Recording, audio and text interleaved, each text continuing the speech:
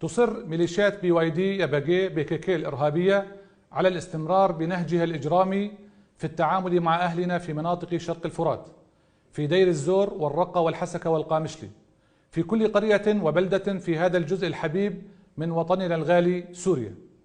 فمن السيطرة بقوة السلاح إلى التهجير القسري والتغيير الديمغرافي، إلى حرق القرى والمحاصيل الزراعية واستجلاب المرتزقة من جبال قنديل والتجنيد الإجباري لأهالي المنطقة بمن فيهم الأطفال والنساء، إلى حملات الاعتقال والقتل تحت التعذيب، إلى نهب ثروات المنطقة، إلى إرسال المفخخات إلى المناطق المدنية والاغتيالات، أدلجت المناهج التعليمية والتربوية في تهديد كارثي للنسيج الاجتماعي وإشعال حرب بين مكونات المجتمع، والتي إن اشتعلت لن تبقي ولن تذر.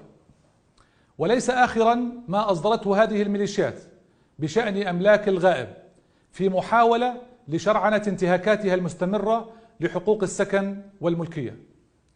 ونحن نتطلع بل يتوجب على المجتمع الدولي ودوله رفع الغطاء عن الممارسات الإرهابية لهذه الميليشيات والجرائم التي ترتكبها، والتي تخالف كل الشرائع السماوية والأرضية وتنتهك كل القيم والقوانين.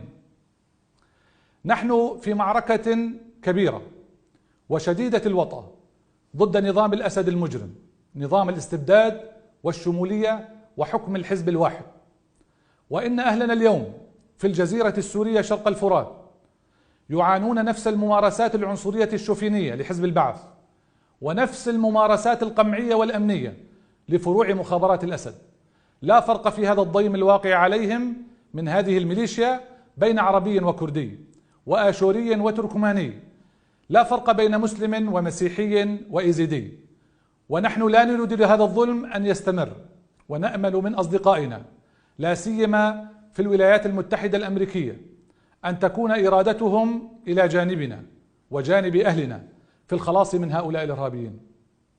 وفي ظل الحرائق السياسية والأمنية والمجتمعية التي يفجرها هذا التنظيم، فإننا وبحكم أن الائتلاف الوطني السوري هو الممثل الشرعي والمحاور الرسمي باسم الشعب السوري، نطالب حلفائنا في الولايات المتحدة بطرد قوات ميليشيات حزب العمال الكردستاني الإرهابية وتسليم المنطقة إلى سلطة من الإدارات المحلية التابعة للائتلاف والمكونة من أهالي المنطقة وقواها المجتمعية والسياسية نفسها، وذلك تجنيبا لهذه المنطقة من السيناريو الأسوأ الذي تشي به ممارسات هذا التنظيم من انتهاكات جسيمة تستهدف المدنيين بشكل مستمر وممنهج.